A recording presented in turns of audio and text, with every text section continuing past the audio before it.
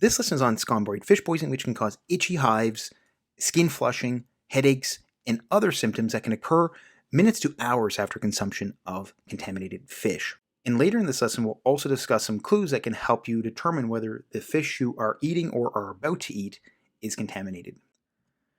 So Scombroid fish poisoning is also known as histamine toxicity, scombrotoxism, or mahi-mahi flush. And this is a food poisoning condition from consumption of improperly stored, or more specifically, improperly refrigerated fish. We'll discuss this in more detail in the next slide when we talk about why this happens. But suffice to say, once a fish has been caught, it needs to be properly refrigerated below certain temperatures to avoid this certain fish poisoning from happening.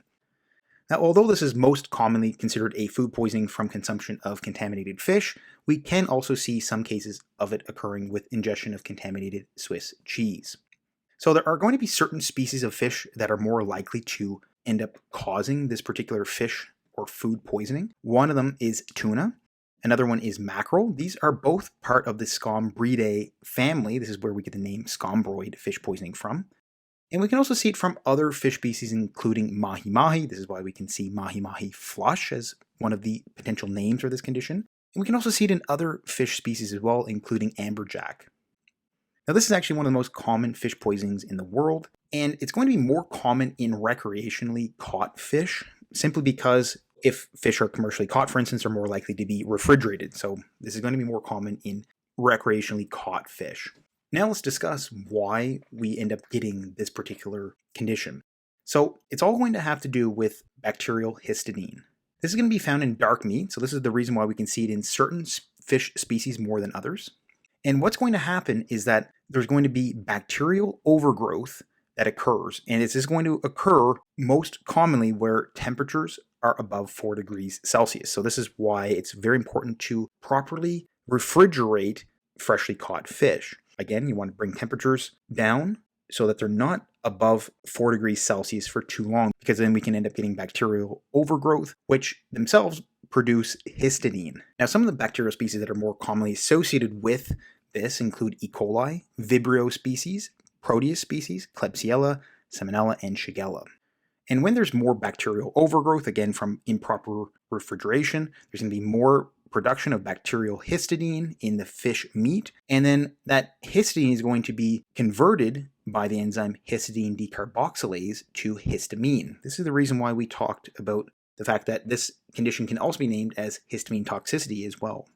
So we're going to get high levels of histamine in fish meat, especially again, those certain species we just talked about. If they're not refrigerated properly, mostly going to be due to these particular bacterial species. Now, even if you were to cook this particular fish meat, you might kill off these bacteria, but the histamine itself is heat resistant. So you actually cannot destroy histamine with cooking. So this is the reason why even if the fish is properly cooked, histamine is still going to be in the fish meat. So when you eat it, you can still have this condition occurring.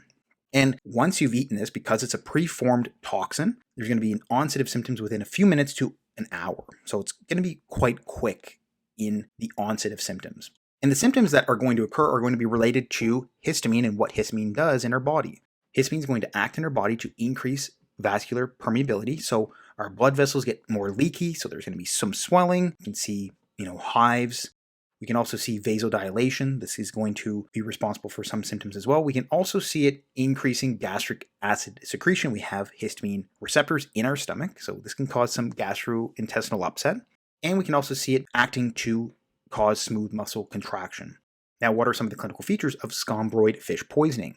Some of these include face and neck flushing. So we have a lot of capillaries in our face. So this is the reason why we can see more flushing occurring in the face. So again, that's all has to do with that histamine causing vasodilation, so we can get a very reddened appearance.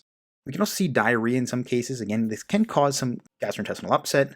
We can also see a urticarial rash. So urticaria are hives, so we get itchy hives on our skin. So the histamine itself can cause itching, and then we can also get that increased vascular permeability causing hives.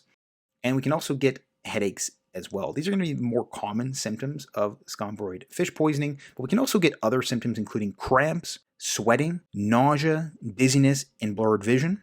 So all of these are possible in this particular fish poisoning. And in some more susceptible patients, we can get severe bronchospasm and severe cardiac outcomes. So again, it's going to be in patients who have underlying heart conditions or respiratory conditions. So we talked about the fact that histamine can act on smooth muscles, so they can cause smooth muscle contraction, so we can get severe bronchospasm in very susceptible patients, or we can even get some cardiac outcomes in some other patient groups as well. Now, how do clinicians diagnose and treat Scombroid fish poisoning? It's often going to be a clinical diagnosis if patients say that they've just eaten a certain type of fish that is associated with this condition, and then minutes to an hour later, they end up having these symptoms. That can be enough to make the diagnosis.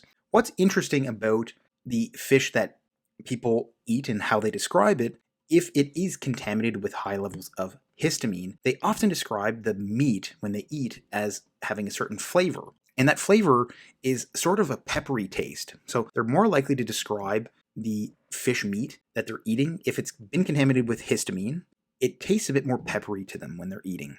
And also, after cooking, the skin of the fish can look a bit more honeycombed. This is the type of description that is used for how the skin looks after this contaminated fish meat has been cooked.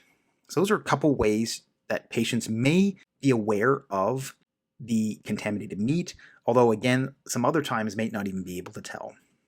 Now, another way to kind of confirm the diagnosis is to actually check the histamine levels in the uneaten fish itself or in the urine of the patient, but a lot of times clinical diagnosis is going to be enough. How do clinicians treat this condition? Most of the time it's going to be supportive. It's going to have a spontaneous resolution of symptoms within about 12 to 48 hours, so up to 2 days you may have some of these symptoms. There are generally going to be no long-term issues after recovery. And the mainstay of symptom management is going to be antihistamine medication, so H1 and H2 blockers are going to help with symptoms. And then again, it's going to have a spontaneous resolution as you clear that increased histamine from this contaminated fish. Please check out my other lessons on food poisoning, including Salmonella and Shigella infections. Please also consider joining as a member for members-only content. If you haven't already, please like and subscribe for more lessons like this one. And as always, thanks so much for watching, and hope to see you again soon.